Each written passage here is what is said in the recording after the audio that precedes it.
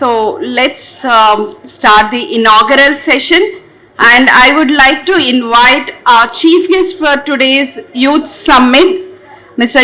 Prakash Narayan Garu, IAS, founder Foundation for Democratic Reforms, onto the dais. I also invite Dr. Samaram onto the dais. Good morning, everybody. We're honored to have Shri Prakash Narayan, IAS, founder Foundation for Democratic Reforms here. Sir is a physician by training who went into the Indian Administrative Service in the aftermath of the emergency and the failure of the Janata experiment. He was a topper in the IAS exam. During his 16 years of distinguished public service in various capacities, he acquired a formidable reputation in the state of Andhra Pradesh.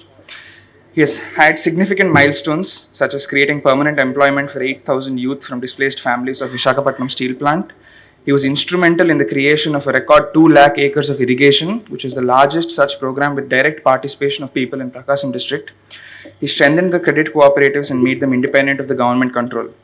In order to translate his vision into practical reality, he resigned from services, which is IAS, in 1996, and worked with like-minded colleagues for the formation of Lok Satta. Lok Satta has emerged as India's leading civil society initiative for governance reforms. Some of Lok Satta's contributions have been the Monumental Right to Information Act 2005, National Rural Health Mission 2005, Gram Nyayalayas Act 2009, the Lokpal Act 2011, and many more. For his amazing service, he has been honored with many awards, such as the Rotary Manav Seva Award 2002, the Yudhvir Memorial Award 2002, the Dr. Rustam D. Ranji Rotary Award by the Rotary Club of India in 2003, the Dr. Pinamaneni Sita Devi Foundation Award, and the Bharat Asmita Janajagran Shrestha in the area of public awakening. Through Foundation for Democratic Reforms, Lok Satta movement and other fora has been actively pursuing reforms in service guarantees in government offices, education, healthcare, local government employment, judicial and police reforms, various anti-corruption measures and political reforms to transform governance, particularly at state and local levels. We request Jaya Prakash Garu to come and share a few words.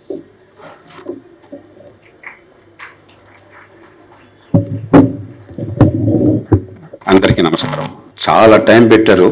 నేను మిమ్మల్ని ఉపన్యాసాలతో విసిగించకుండా కొద్ది నిమిషాలు కొన్ని భావాలు పంచుకున్న తర్వాత చర్చలాగా పెట్టుకుందాం, ప్రశ్నోత్తరాలు. యువత కూడా ఉన్నారు. Forgive me, those who are non-Telugu speaking, I'll try and switch over into English once in a while, but because most of the people here probably would not be comfortable with English, I would be speaking mostly in Telugu. 54 సంవత్సరాల క్రితం మొట్టమొదటిసారి నాస్తిక్ కేంద్రానికి వచ్చాను. అప్పుడు ఆ science centre visit చేస్తే నియంత గారు, మంచి కుర్రాడు, నాకు గుర్తున్నంత వరకు టచ్ చేసుకున్నాడు. అప్పుడు మరి ఆ రోజులో టచ్ చేసుకున్నారు లేదా నాకు తెలియదు. నాకు గుర్తుంది. అద్భుతంగా మాకు 14 ఏళ్ల వయసులో ఆ సైన్స్ ఎగ్జిబిట్స్ చూపెట్టారు. గ్రామంలో పెరిగిన నాకు మనలో చాలా మందిలాగా మరి వినాయక చవితి వస్తే వినాయక చవితి దేవుడి పూజ దగ్గర కూర్చోవటం, పుస్తకాలు ఏదో అక్కడ పెట్టడం, వినాయక చవితి ఆ కథ చదవటం అంత అలవాటుగా ఉండేది. ఏమిటో తెలియకుండా దేవుడు అనేది మనకి తెలిసి కాదు, అదొక సంప్రదాయంగా వచ్చేసింది. I'll try and use both because I'm also concerned about the others who might not follow English because language is a very big barrier. I reckon English is a natural language now for me, like for many of us, because though I grew up in Telugu, I think in English, I read in English, and when I speak in Telugu, I translate instantly into Telugu. So English is natural and easy, but ultimately we have to look at the audience and their concerns. Without knowing what it is, as a part of our Indian culture, for 99% of Indians are believers in God in some form or the other, whether Hindu, Christian, Muslim, Sikh, Jain, whatever be the faith. About 99% of Indians, probably India is the most God-fearing nation on earth. And the literature I read in a village, there was hardly any literature available. So I remember Panduranga Mahatyam, my aunt who raised me, she had that book. So all these great saints of the Bhakti movement of Panduranga. And then my grandmother used to have Brahmangari Charitra, Potuluri Veerabrahmeswara Swami Charitra. Again, all these miracles and God-men and so on and so forth. That was the staple diet. At the age of 13, I came to Vijayawada to study in Loyola College, intermediate, in 1969. For the first time, my eyes opened up. I started reading Bertrand Russell. One of the first books I read was Why I Am Not a Christian. When I mentioned this publicly, many Christians were offended that I was actually challenging Christian faith in particular. No, nothing of the kind. Incidentally, I read that book. That's the title. Because Russell was born in a Christian family, therefore he took that as the starting point. Once he challenged the notion of God very logically and rationally, it occurred to me that perhaps many arguments in favor of God collapse in the face of reason. Because the most important argument is that who has created this all? When you look at the universe, your planet Earth, a very small, fragile, isolated, lonely, little planet somewhere in the far corners of the universe in the middle. When you look at that, it's very difficult to comprehend how it all came about. I remember my daughter at the age of 8, one day, because I used to introduce her to Cosmos of Carl Sagan and tell her a bit about astronomy and stuff like that. She said one day, Dad, if the universe is going to be a cold, lifeless one eventually, billions of years later, what's the point of it all? I was horrified. I was trying to introduce her to the idea of science and technology and the physical world and the universe and astronomy. My favorite subject is physics, and I'm very fond of astronomy, among other things. Whereas in the tiny mind, if it's going to be a cold, lifeless universe anyway, what's the point of it all? It's a very dangerous question and very unproductive question. So it took me a lot of effort to try and explain to her that, look, in the long term, in the very long term, obviously you are right. It's all going to disappear. No planet, no star will survive. While intellectually you have some idea of what it's about, you should not allow that to dictate your day-to-day purpose of life. We have to create an ambience, a myth in your mind that ultimately it's all about maybe a few generations. At the most you can think of a few generations and find a purpose in life. But as I said, at the age of 14 I came here. I still remember that wonderful instruction to science and how much of the superstition and stupidity disappears once you understand the causality. I'm delighted to have come back here. I came here several times in between, but today for the first time I spent a few hours, thanks to Dr. Samaram and Niyanta and other friends, when going around every single room, every single exhibit here, and then I was drinking in this whole atmosphere. It's an amazing combination of rationalism, logic and science, and modernity. 21st century ideas and technology are all exhibited here, unlike almost any university now. I'm amazed that at the age of 86, Dr. Samaram looks at artificial womb and additive manufacturing, what we call 3D printing, the space science and technologies, and so on and so forth. Robotics is incredible. My genuine tribute to a wonderful human being that at the age of 86 he is probably the youngest man here. Young in spirit, young in mind, and I dare say young in body too. I think he'll give a stiff competition to many of us in walk or in physical activity. And that's the way to live. A full, purposive, productive, meaningful life, as long as life is available to us. I will not take much of your time. I would like to focus on three broad ideas. We don't require to convert each other. The fact that we are sitting here means that we already are questioning much of the traditional received wisdom that is handed out to us. So we don't have to persuade each other. But we also have to look at certain issues. Like my daughter asked the question, if it's going to be a cold, lifeless universe eventually, what's the purpose of it all?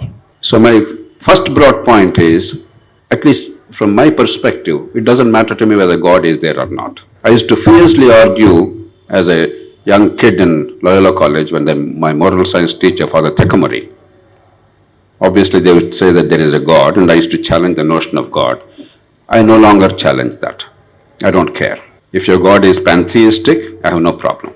As long as your God does not encourage superstition, hatred, and violence, I'm not really bothered. I keep telling people that I'm an agnostic. Many people say an agnostic is a cowardly atheist. He doesn't dare to admit openly that he's an atheist, and therefore he claims to be agnostic. I probably belong to that category. But what matters is, even if there is no God, I believe there is a sin, not in the biblical sense, but a concept of evil, wrong, something fundamentally wrong. I truly believe that there are two great sins. The first great sin is unfulfilled potential. Every child, every baby, irrespective of the circumstances of birth, is endowed with enormous potential by nature. And if you believe in God, by God, it doesn't matter who endowed that potential. But if human society is incapable of fulfilling that potential, nurturing that child, giving an opportunity to flower, to me that's a great sin, because humans, unlike any other species, require that nurturing. Every other species, we all know when a cow calves or when some other animal gives birth to a baby, within minutes, the baby will stand up and start walking or running. Only the human child requires years of nurturing. It's unique because of our evolutionary, biological, specific nature. I don't want to go into anatomical and physiological alterations that necessitated it, but we're unique. Though we are all like any other animal, any other living form, we are unique in the sense that only human species requires years of nurturing. And therefore, what nature endows is not enough unless society actually fulfills that potential. The second great sin to my mind is avoidable suffering. What cannot be avoided for want of knowledge or ability, there is nothing we can do except grieving. But what can be avoided and eliminated, if that suffering still continues, to me that's a great sin. If we judge our society by these two standards of unfulfilled potential and avoidable suffering, India, I dare say, is home to the largest sum total of sin on planet Earth. No other country suffers as much as India does from unfulfilled potential and avoidable suffering.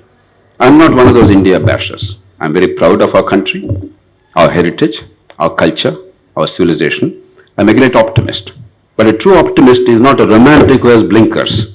A true optimist sees the reality as it is, imagines a better world, and paves the way for that.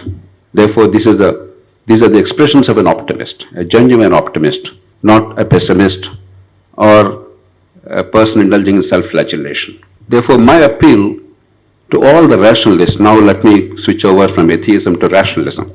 Fundamentally, we're all rationalists and humanists. We try and find a causal relationship, and we try and link our understanding and intellect to the betterment of humanity. So from that perspective, what I would like is, can we focus our energies on eliminating superstition, as this wonderful center has throughout its history done it and is continuing to do it, eliminate all forms of violence and hatred. And can we focus on eliminating these two great sins? Look at our school education. We are appallingly bad for a society which has thousands of years of culture and civilization, a culture of respect for learning. We are incredibly uneducated as a society today. I dare say we are even illiterate, not only uneducated, we are actually illiterate. A vast proportion of Indian kids, about 80 to 85%, know almost nothing after years of schooling. Almost nothing. Only about 15 to 20% of engineers can call themselves engineers, though even that is somewhat loose. 80% know practically nothing after engineering. Not because the kids are not bright. They are bright. But we created a monstrous, disgraceful educational edifice. If we don't set it right, there cannot be rationalism, there cannot be humanism, there cannot be economic growth, there cannot be progress. And we continue to be beset by these sins. And it's easy to set it right. Healthcare is a little better if you take the totality of the picture, because technology is helping us a great deal. But about 60 million people, 6 crore people, are descending into poverty every year. 6 crore people, almost the population of Britain. On the 1st of January in the year, they were not poor. By the end of the year, they are poor by our standard. 6 crore people per year on account of ill health or inadequate access to health care. How are we still coming out of poverty? Because the net flow is positive. Poverty line is not a stagnant one. People descend into poverty, people come out of poverty, and the margins are survival. And therefore, if 64 million people come out of poverty, 60 million people descend into poverty, there is a plus 4 million. Then imagine a world where healthcare is reasonably accessible to everybody. Therefore, this descent into poverty does not take place within a few years, without doing anything else, we can eliminate poverty from this land. It is that simple. We have all the factors in favor of it. In the two Telugu states, 45 lakh people are descending into poverty every year. 26 lakhs in Andhra Pradesh, 19 lakhs in Telangana. Every year, descending into poverty. This is the first broad point I want to make. Let us rethink rationalism and atheism and make fundamental goals to give equitable opportunity to the children born on this land and to eliminate avoidable suffering. Let's make them the fundamental goals and use all our knowledge and passion and effort to accomplish these two objectives. The second broad point, particularly for the young people here, the children. You live in a fantastic age. We all live in a fantastic age. Things unavailable to emperors and kings and dictators 50 or 100 years ago are available to most of us most of the time. It's amazing. We lament about what is wrong, but we forget how wonderfully the world is changing for the better. I know when we see many things that are wrong in this world, the violence, the abuse of human rights, the tyranny you witness, and acts of terror, you think the world is a terrible place. It's not. Never in human history has the world been better than today. It doesn't mean our world is perfect. It means our world is getting better and better and better every day. Never was the world less violent than today in human history. We have a nostalgic view of the past, that the bygone eras were spectacular, they were wonderful, they were golden ages. There were, of course, some great things because we are all there standing on the foundations laid by our ancestors, but human society constantly improved things in the past 70,000 years. In particular in the past 10 to 12,000 years, and in particular in the past 500 years, and very especially in the past 150 to 200 years. There's been spectacular progress. Violence is coming down, the quality of life is going up, lifespans are expanding, disease burden is coming down, our knowledge is exploding, the comforts of life are increasing, our freedom itself is expanding in general. The world is getting better, not worse. I want all of us to understand, because far too many people are pessimistic. They're looking at what is wrong, forgetting how much we accomplished. Even in the past 30, 40 years, let's say not even my childhood, 30 years ago, 35, 36 years ago, I was district magistrate in one of the districts that our friend mentioned, another district later. Compared to that, today, every village has electricity practically round the clock. It was unthinkable even 15, 20 years ago that you'd have electricity, a function like this goes on, and there would have been 20 interruptions in 1 hour because of power outage. Without a generator, you could not have a conference like this. Impossible. You could not go to a movie theater to watch a film without a generator. Just imagine how far we've come. Telephone was an unbelievable luxury when I first came to college. For the first time, I saw a telephone instrument in Loyola College. I did not know how to use it. Of course, there was nobody to talk to for me, because there's nobody whom I would talk to had a telephone. Even if somebody had it, I didn't know how to use a telephone. I also had a telephone in the medical college hostel in Guntur. Again, I never used it, because telephone was an unapproachable instrument. 1 in 100 people got a telephone in those days. Today, there's not a person in India who doesn't have a telephone, 1 billion plus telephones. When I go to KBR Park every morning for a walk at 5:45 or 6 o'clock, I'm fascinated. Somebody buys one single banana, it costs 5 rupees or whatever, and he makes a payment through UPI on telephone instantly. It's actually happening in front of our eyes every day. Television was unthinkable. I remember as an official in the government, I was in Narsipatnam, Visakhapatnam district. There was Asiad final going on, 1982. India, Pakistan were the finalists in hockey. So we all wanted to watch. All my colleagues from Vizag came to Narsipatnam. We all had a lunch there at my place, and then we went together to Kakinada, where Dr. Samaram graduated. Why Kakinada? Outside of Hyderabad, Kakinada was the only town with a television in those days. Why? Because the local MP was the Minister of Electronics. So he had power over the television. Therefore, in his own constituency, he installed a TV station. So we all went to the Kakinada collector's home to watch that match.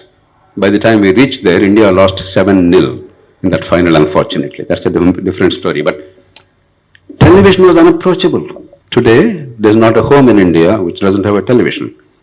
Probably this is the only country where there are more television sets than toilets, at least until recently. Every room there's a TV. And then digital technology. When NTR started a mission to improve the quality of school education, he hired two of our greatest artists in the Telugu land, the great Bapu, the film director, and I don't know if you call him a painter or a Chitrakaru Nevantaramari, and Mullapudi Venkatramana. Mullapudi told me the story of how they produced those videos for school education. They produced brilliant content, but there were no means of communication. There was no power, therefore TV did not work even if you gave them a cassette. There was no digital technology, it was unheard of. The word email came only much later. But today, with the flick of a button, even before this meeting I was just researching some things. With the flick of a button, you now know everything in the world, digital technology. So spectacular advances are taking place. Even a country like India is leapfrogging dramatically. And the world is getting better and better and better. So give up the cynicism and despair and pessimism. It does not mean things are wonderful. It does not mean things are all good. It means that we can make them better. There is not a challenge in the world today we cannot confront with the existing knowledge and resources, including global warming, from local to global problems.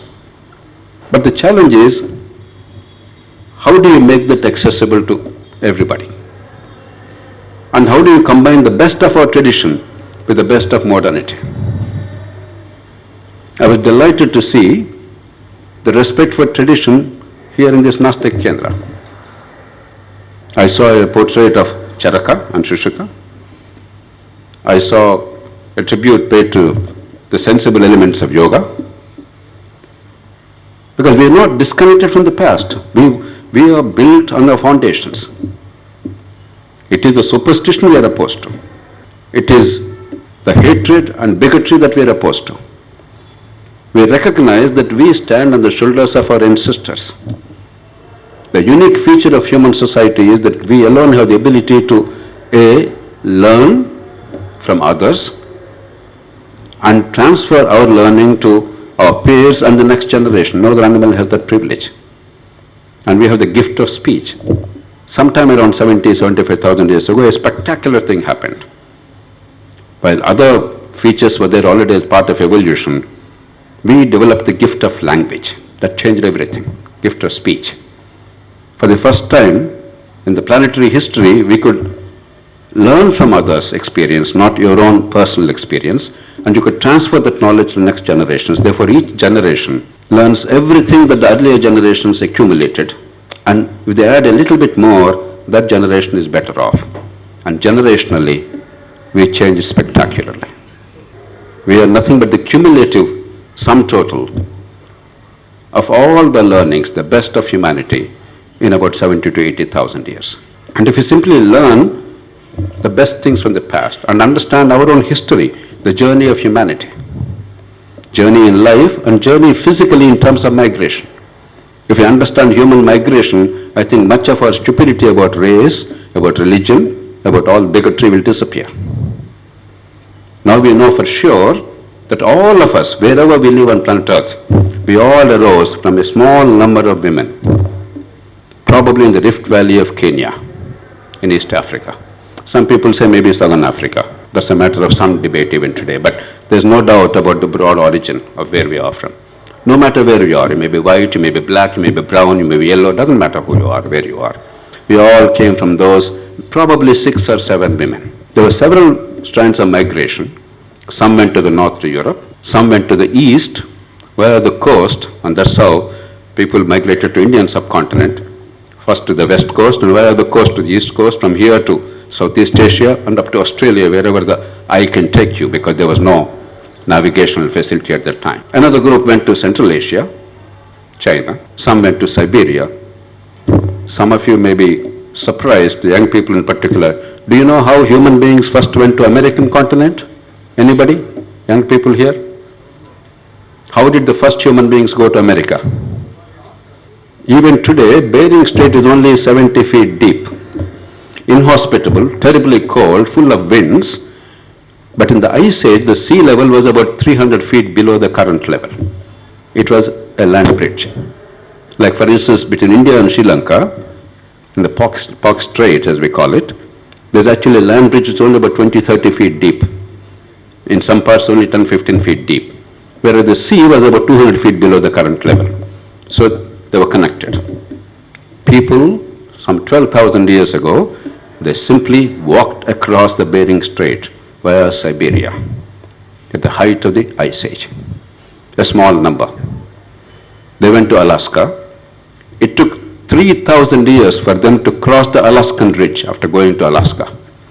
Once they crossed the Alaskan Ridge, in about 1,000 years, from the north of Canada to the southern tip of South America, 8,000 miles, they colonized in just 1,000 years.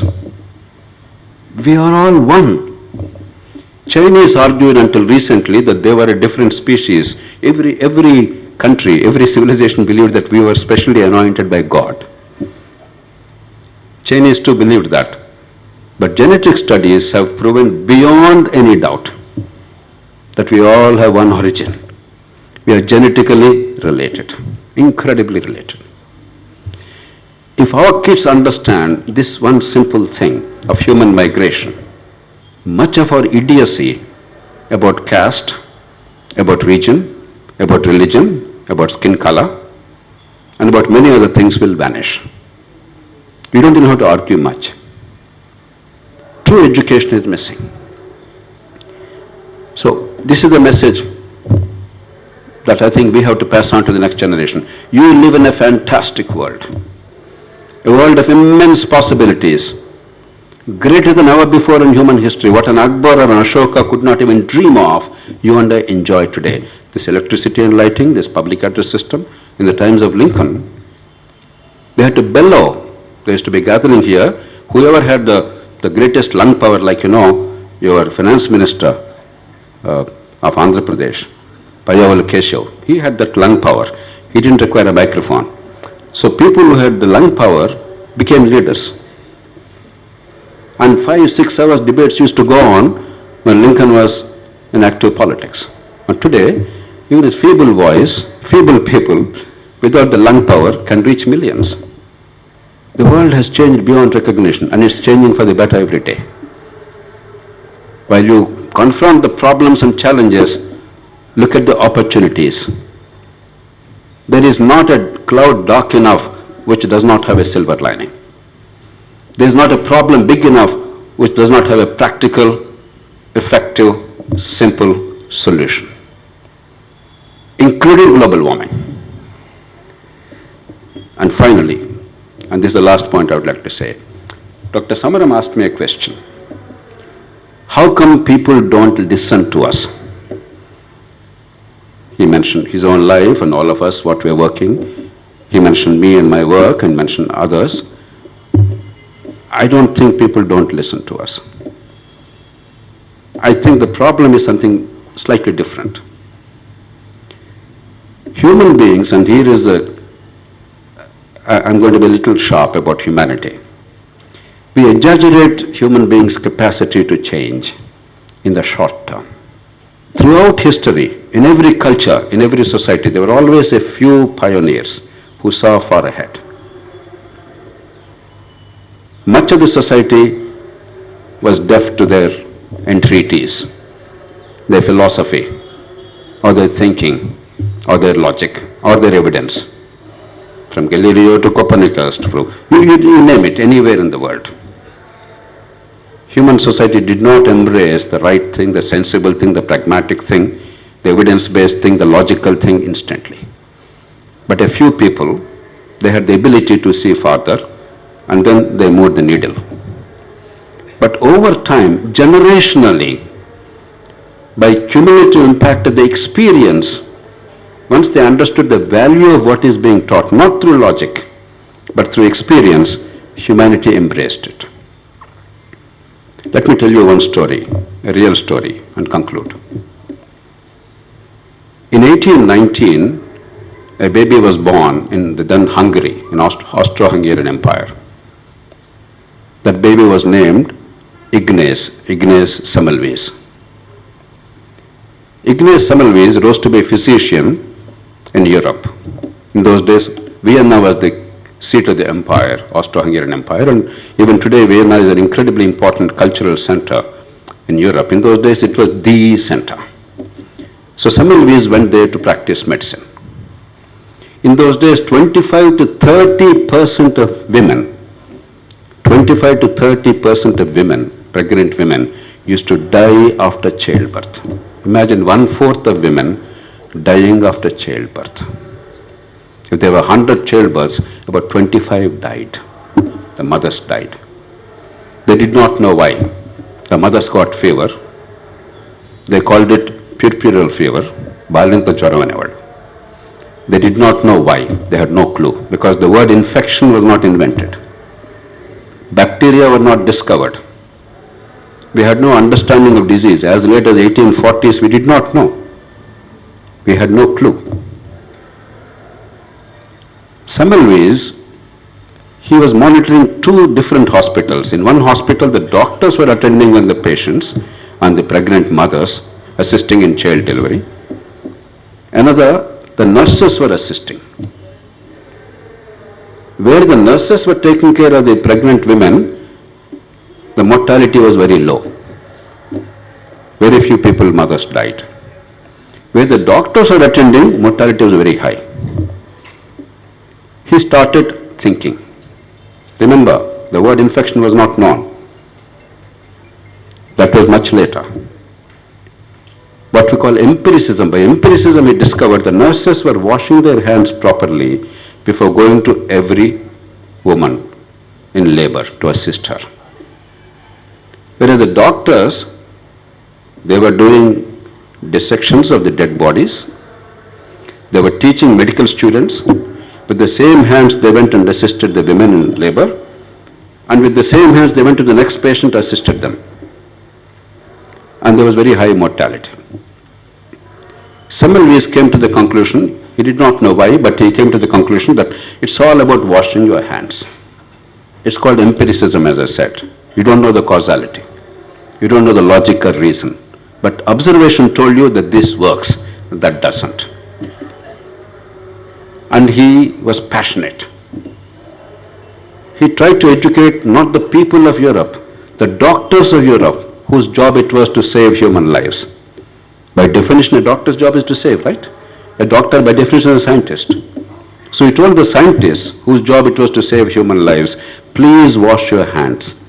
I do not know why, but if you wash your hands, many more women live. If you don't wash your hands, women are dying in large numbers after childbirth. If human beings really are as smart as we think they are, what should the doctors be doing when their job is to save lives? This man is shouting from rooftops, let us try. Is it true? Let us try. Not one doctor did that. Remember, by 1840s, Industrial Revolution was in progress. The British Industrial Revolution, historians say, was between 1760 and 1840. Technology was part of life. Industrialization was already taking place in a big way. Manufacturing was coming into vogue. Science was the dominant thing. Reason, science, enlightenment, Renaissance. And yet, the doctors of Europe laughed him off. They branded him insane. And he was institutionalized as a madman.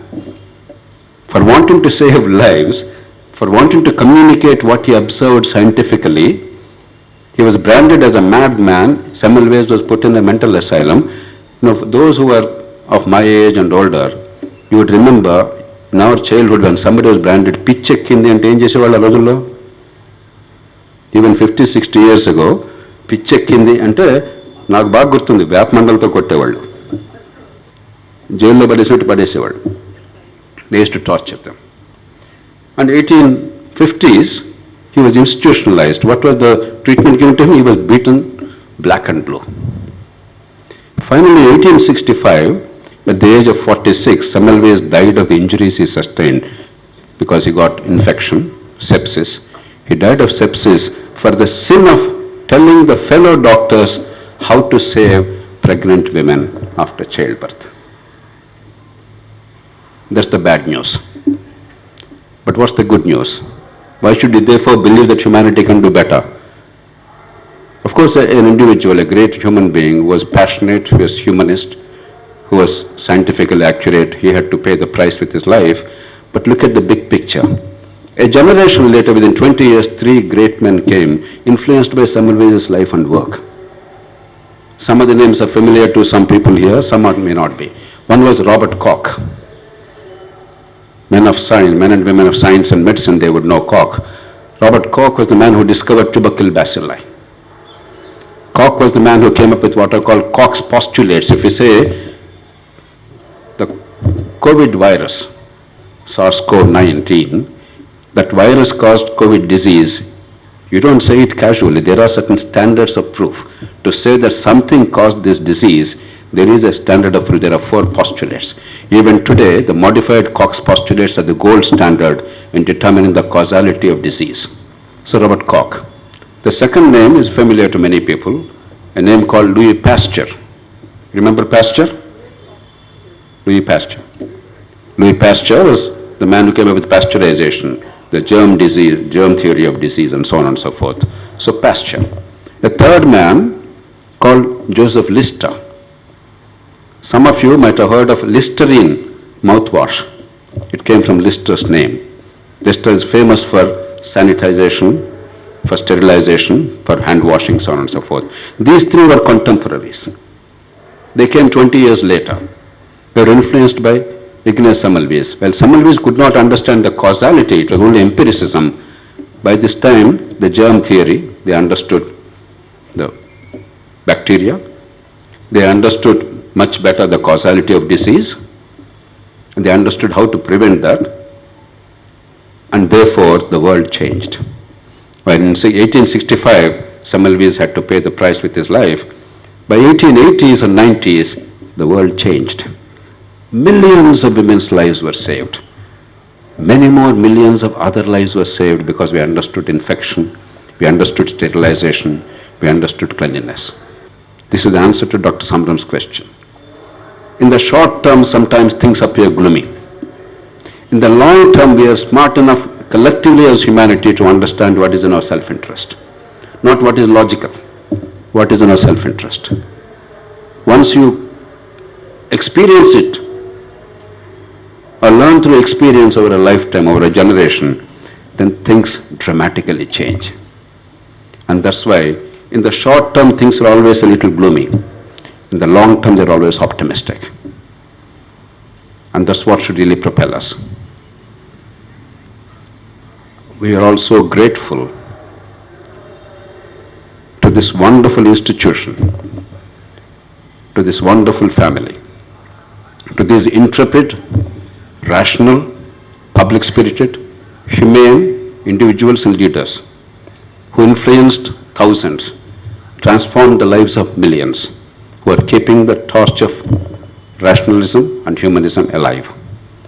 I cannot emphasize this enough because I am one of those touched by the work done by this institution.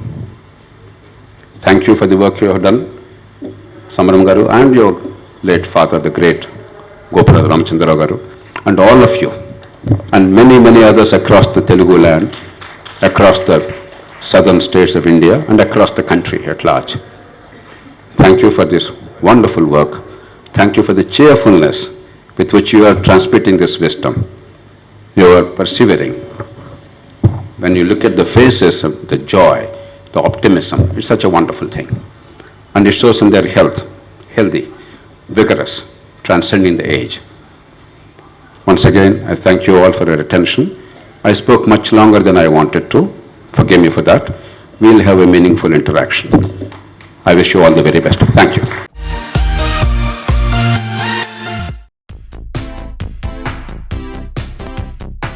ఈ కార్యక్రమం మీకు ఎంతో నచ్చింది కదా? ఇటువంటి మరిన్ని వీడియోల కోసం అనతి కాలంలోనే 20 కోట్లకు పైగా వ్యూస్ సాధించిన సమరం ఛానల్ సమర్పించు ఎథిస్ట్ సెంటర్ ఛానల్కు సబ్స్క్రైబ్ చేయండి, లైక్ చేయండి, మీ ఫ్రెండ్స్కి షేర్ చేయండి. అలాగే ప్రక్కనున్న గంట సింబల్ని ప్రెస్ చేయడం మర్చిపోకండి.